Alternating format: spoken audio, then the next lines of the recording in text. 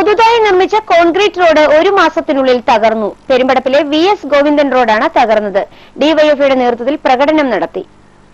നിർമ്മിച്ച് ഒരു മാസം കഴിഞ്ഞപ്പോൾ തന്നെ റോഡ് തകർന്നത് പ്രദേശവാസികളിൽ പ്രതിഷേധ കൊടുങ്കാറ്റുണർത്തി. പെരുമ്പടപ്പ് 17ാം ഡിവിഷനിലെ VS ഗോവിന്ദൻ റോഡാണ് തകർന്നിരിക്കുന്നത്. തൊട്ടടുത്ത് തണ്ണീർത്തടം ഉള്ളതിനാലായിരിക്കും വലിയ വാഹനം കയറിയപ്പോൾ തന്നെ റോഡ് തകർന്നിരിക്കുന്നത്. 15 ലക്ഷത്തിലേറെ രൂപ ചെലവഴിച്ച് നിർമ്മിച്ച റോഡിന്റെ ഒരു ഭാഗമാണ് തകർന്നിരിക്കുന്നത്. ഇത് കാണുവാനോ വേണ്ട നടപടി സ്വീകരിക്കുവാനോ ഡിവിഷൻ കൌൺസിലർ സംഭവസ്ഥലം സന്ദർശിക്കാത്തതിലും റോഡിന്റെ ശോചനീയാവസ്ഥയ്ക്കെതിരെ ഡിവൈഎഫ്ഐ സ്ഥാപിച്ച ബോർഡും ഫ്ലെക്സുകളും വാൾ പോസ്റ്ററുകളും നശിപ്പിച്ച സാമൂഹിക ദ്രോഹികൾ ക്കെതിരെ നിയമ നടപടി സ്വീകരിക്കണമെന്ന് ഡിവൈഎഫ്ഐ മേഖലാ ട്രഷററായ PV സ്നേഹേഷ് പറഞ്ഞു. കൽപ്പറ്റ പോലും കേട്ടാണ് ഈ റോഡ് വന്നേക്കുന്നത്.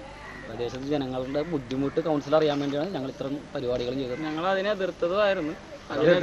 ബോർഡ് വെച്ചിട്ട് ബോർഡ് രാത്രി തന്നെ നശിപ്പിച്ചു കളഞ്ഞ എല്ലാവരും കൂടി.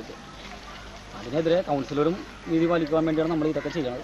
വാൾ പോസ്റ്റർ ഒട്ടിച്ചേർന്ന് ഇന്നലെ വരെ ഞങ്ങൾ അതെല്ലാം നശിപ്പിച്ച് കളഞ്ഞ്. ഇത് എത്ര ലക്ഷം രൂപ ഫണ്ടാണ്? ഇത് 15 ലക്ഷത്തിന് അങ്ങനെ ഒരു ഫണ്ടാണ്. അത് ഒരു വണ്ടി ചെറിയൊരു വണ്ടി കയറിയപ്പോ തന്നെയാണ് ഇതുപോലെ സംഭവിച്ചേക്കണത്. അങ്ങനെയാണെങ്കിൽ ഈ കാലക്രമേണ ഇപ്പൊ ഈ മഴക്കാലം വരാൻ നേരത്ത് നമ്മ ഇതുപോലെ വലിയ റോഡ് തകർന്നതിനെതിരെ കൊവേന്ത് ജംഗ്ഷൻ മുതൽ ഗോവിന്ദൻ റോഡ് വരെ പ്രതിഷേധ പ്രകടനവും ഡിവൈഎഫ്ഐയുടെ നേതൃത്വത്തിൽ നടത്തി. പ്രതിഷേധ ജാഥയ്ക്ക് മേഖലാ secretary Anil Anandan, Clint Babu, PV സ്നേഹേഷ് എന്നിവർ നേതൃത്വം നൽകി. VS ഗോവിന്ദൻ റോഡിൽ എത്തിയ ജാഥയ്ക്ക് സമാപനം കുറിച്ചുകൊണ്ട് അഡ്വക്കേറ്റ് ജോർജ് ജോസഫ് യോഗം ഉദ്ഘാടനം ചെയ്തു. ചൂണ്ടിക്കാണിച്ചുകൊണ്ട് ജനപ്രതിനിധിയെയും ഭരണാധികാരിയെയും ഈ ഗവൺമെന്റ് ഭാഗമായിട്ടുള്ള കോർപ്പറേഷന്റെ ശ്രദ്ധയിൽ കൊണ്ടുവരുന്ന ജനാധിപത്യപരമായിട്ടുള്ള മര്യാദക്ക് പ്രതിഷേധം ഉയർത്തിയത് ഇവിടത്തെ ചില ഗുണ്ടകളെ ഉപയോഗിച്ച് ഈ പ്രതിഷേധത്തെ ആകെ അടിച്ചൊതുക്കാമെന്നാണ് കൗൺസിലർ ഉദ്ദേശിക്കുന്നതെങ്കിൽ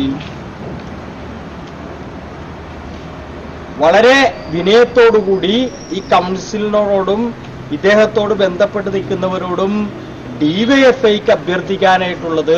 ന്യൂസ് ബ്യൂറോ പള്ളുരുത്തി.